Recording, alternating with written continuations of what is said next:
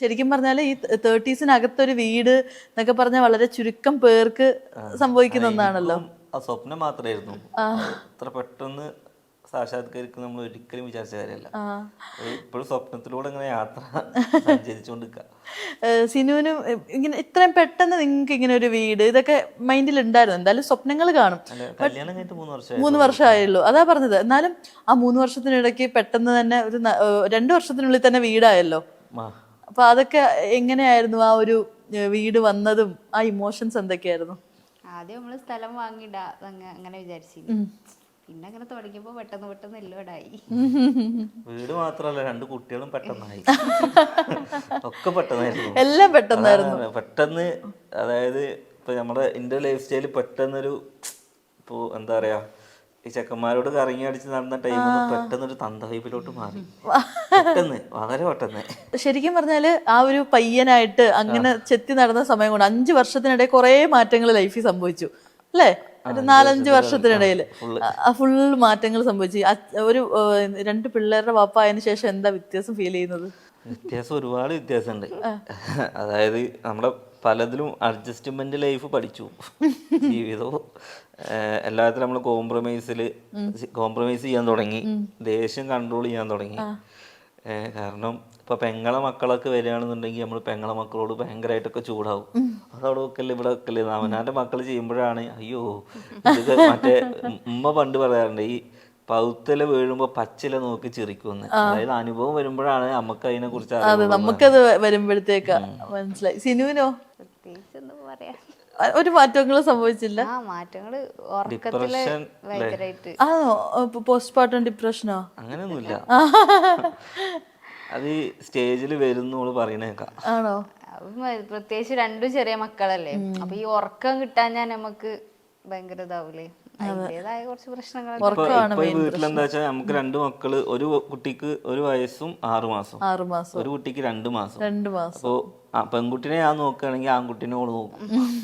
അല്ലെങ്കിൽ അങ്ങനെ രാത്രി ആകുമ്പോ ഒരാളെ ഉറക്കി കഴിയുമ്പോത്തിന് അടുത്ത എണീക്കും. അയ്യോ, രണ്ടാൾക്കും മൂത്താൾക്കും മനസ്സിലാവാൻ പറ്റിയ പ്രായമൊന്നും ആയിട്ടില്ലല്ലോ. അപ്പൊ 2 പേരെയും കൂടി എങ്ങനെ മാനേജ് ചെയ്യാനായിട്ട്.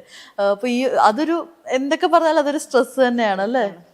അതിനിടയ്ക്കാണ് നമ്മൾ ഈ ഫാമിലി വ്ളോഗിങ്ങും കാര്യങ്ങളൊക്കെ മുന്നോട്ട് കൊണ്ടുപോകേണ്ടത്. പണ്ട് ഞാൻ മുടങ്ങാതെ വീഡിയോ ഇട്ടായിരുന്നു എല്ലാ ചാനലിലും. ഇപ്പോ അതിൽ കുറച്ച് ഇളവ് വന്നുപോയി. ഇളവ് മീൻസ് ചിലതിൽ ഇടാൻ കഴിയുന്നില്ല. കാരണം എന്താ വെച്ചാൽ ഒന്ന് വീഡിയോ എടുക്കുമ്പോഴേക്കും ഒരു കുട്ടി കരയും, അതിനെ കരച്ചിൽ മാറ്റി കഴിയുമ്പോഴേക്കും അടുത്ത കുട്ടി കരയും. അപ്പൊ പിന്നെ വേണ്ടാന്ന് കണ്ടിട്ട് പോകും.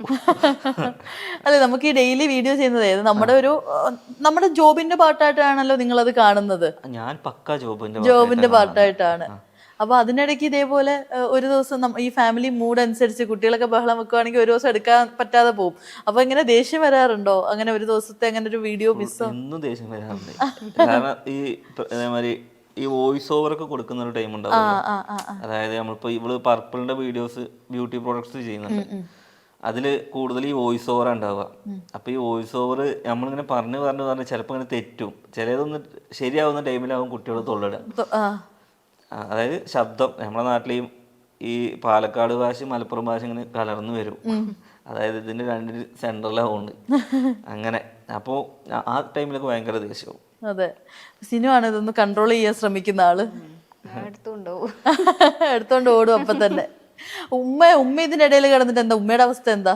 ഉമ്മാക്ക് പിന്നെ കുഴപ്പമൊന്നുമില്ല, അങ്ങനെ പോവും. ഏറ്റവും ദേഷ്യം വിറ്റൊക്കെ ഫുഡ് കൊടുക്കാനാണ് പണി. ഭയങ്കര മടി കഴിക്കാന്.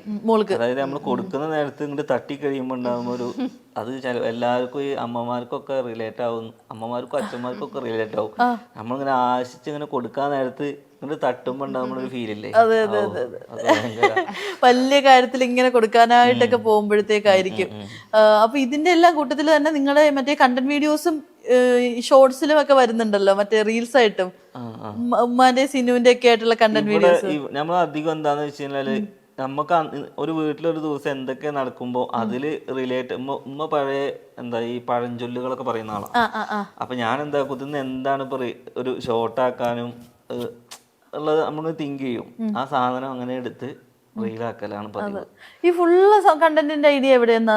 ഫുള്ള് നൗഫലിന്റെ ഐഡിയസ് ആണോ? ഫുള്ള് കുറച്ചൊക്കെ ഉള്ള ഐഡിയ ഉണ്ടാവും. ചളികൾ മൊത്തം എന്റെയോ.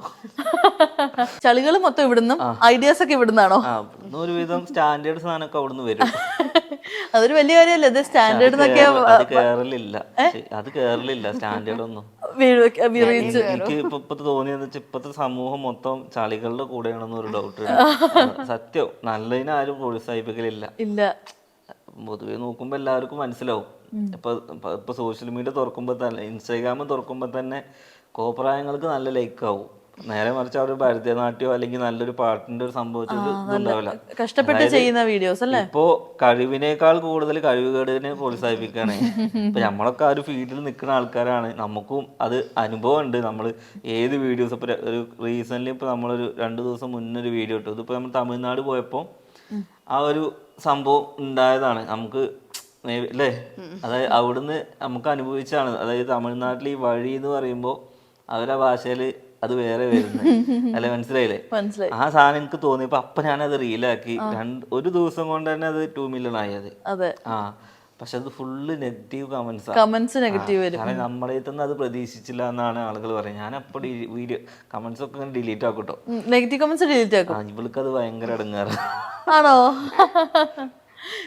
ഇതേപോലെ ഈ കമന്റ്സിന്റെ കാര്യം പറയുമ്പോഴത്തേക്ക് നിങ്ങൾ ഈ ഒരു ഫാമിലി വ്ളോഗേഴ്സ് ആകുമ്പോഴത്തേക്ക് നമ്മുടെ ഫാമിലിയിലുള്ള എല്ലാ കാര്യങ്ങളും വീഡിയോസിൽ വരുമല്ലോ. അപ്പൊ അതിന് 2 രീതിയിലുള്ള കമന്റ്സ് വരാറുണ്ടല്ലോ, പോസിറ്റീവും നെഗറ്റീവ്സ്. ഈ നെഗറ്റീവ് കമന്റ്സ് വരുന്ന സമയത്ത് അത് ഏറ്റവും കൂടുതൽ ബാധിക്കുന്നത് അപ്പൊ സിനുവിനെയാണോ? നമ്മൾക്കത് ബാധിക്കും. കാരണം എന്താ വെച്ചാൽ നമ്മളിതെല്ലാം കേട്ട് വളർന്ന ആൾക്കാരാണ്, അതുകൊണ്ട് കുഴപ്പമില്ല. അതായത് നെഗറ്റീവ് മീൻസ് ഇപ്പോൾ എൻ്റെ ജോലി ഇപ്പോൾ ആദ്യം കൂലിപ്പണി, അതിപ്പോൾ എല്ലാവർക്കും ഒരുവിധം ഫാമിലി എല്ലാവർക്കും അറിയുന്ന കാര്യമാണ്. കാരണം 3 വർഷമായിട്ട് നമ്മൾ എന്നെ കാണുന്ന ആളുകൾക്കൊക്കെ അറിയാം എനിക്ക് നമ്മൾ ഏത് സിറ്റുവേഷനിലൂടെ കടന്നു വന്നതാണെന്ന്. എപ്പോഴും സാധാരണക്കാരൻ ഉയർന്നു വരുമ്പോഴാണ് അവർക്ക് നെഗറ്റീവും കാര്യങ്ങൾ എന്താണ്, അവർക്ക് പിന്നെ അഹങ്കാരമായി അങ്ങനത്തെ പ്രശ്നങ്ങൾ വരില്ല. അങ്ങനെ കുറെ കേൾക്കലുണ്ട്. അതെ, എന്താ സിനിമ എന്താ മിണ്ടാതിരിക്കുന്നത്? സിനിമയോട് ശരിക്കും പറഞ്ഞാൽ ഈ നെഗറ്റീവ് കമന്റ്സ് വരുമ്പോഴത്തേക്ക് എന്താ ഫീൽ ചെയ്യുന്നത്? അതായത് ഇപ്പൊ നമ്മള് എന്താ കല്യാണം കഴിയണ വരെ നമുക്ക് ഇഷ്ടമുള്ളത് നമുക്ക് ചെയ്യാം, നമ്മളാരും ജഡ്ജ് ചെയ്യാൻ ഇതിനൊന്നും വരില്ലല്ലോ. ഇതിട്ട ഇവളെന്താ അവിടെ ഇരിക്കണത്, ഇവളെന്താ ഈ ഡ്രസ് ഇട്ടത്, അങ്ങനെ കേൾക്കുമ്പോ സത്യം പറഞ്ഞാൽ നമുക്കൊരു ഇവിടെ നമ്മുടെ ഫാമിലി വ്ളോഗ്സിലെ കൂടുതലും വരുന്ന പ്രശ്നം എന്താന്ന് വെച്ച് കഴിഞ്ഞാല് പെണ്ണുങ്ങൾ തന്നെയാണ് പെണ്ണുങ്ങളാർക്ക് ശത്രു ഉണ്ടാവല്. ഇപ്പോ ഒരു കാറിൽ പോവാണ്, അപ്പോൾ ഉമ്മ ഫ്രണ്ടിലിരുന്നില്ല, ഉമ്മ ബാക്കിൽ ഇരിക്കുകയാണെങ്കിൽ അന്ന് ഫുള്ള് പ്രശ്നമാണ്. അമ്മക്ക് ബഹുമാനം കൊടുത്തില്ല. അമ്മ പറയും ഉമ്മയുടെ കംഫേർട്ട് സോണിലാണ് ഉമ്മ ഇരിക്കല്. പക്ഷെ അത് ആളുകൾ എന്താ വെച്ചാൽ മാനിപ്പുലേറ്റ് ചെയ്തിട്ട് ഉമ്മാക്ക് ധാരയിലൊക്കെ വിളിച്ച് പറഞ്ഞു കൊടുക്കും, നിങ്ങൾക്ക് ഇങ്ങനെ കമന്റ്സിൽ വന്നിട്ട് നിങ്ങളിങ്ങനെ പറയുന്നുണ്ട്, അപ്പോൾ എന്താണ് വെറുതെ ഒരു ഇഷ്യൂ ഇങ്ങനെ ഉണ്ടാവും. പിന്നെ അത് മാത്രമല്ല അഥവാ ഉമ്മ നിൽക്കുകയാണെങ്കിൽ വേറെ ഇരിക്കുകയാണെന്നുണ്ടെങ്കിൽ അപ്പോഴും കൊടുത്തില്ല, ഉമ്മാക്ക് പോകും. അതായത് അമ്മായിമ്മക്ക് ഒരു കറക്റ്റ് ഉണ്ടാവും. പിന്നെ നമ്മൾ കൂടുതൽ പറയാത്തെന്ന് വെച്ചാൽ നമ്മൾ വീഡിയോ ഇടുന്നോണ്ടാണല്ലോ പ്രേക്ഷകർ ഇത് കാണുന്നത്. അപ്പൊ പിന്നെ നമ്മൾ കൂടുതലൊന്നും പറയാം, കമന്റ്സ് ഇങ്ങനെ ബ്ലോക്ക് ചെയ്ത് ഒഴിവാക്കല.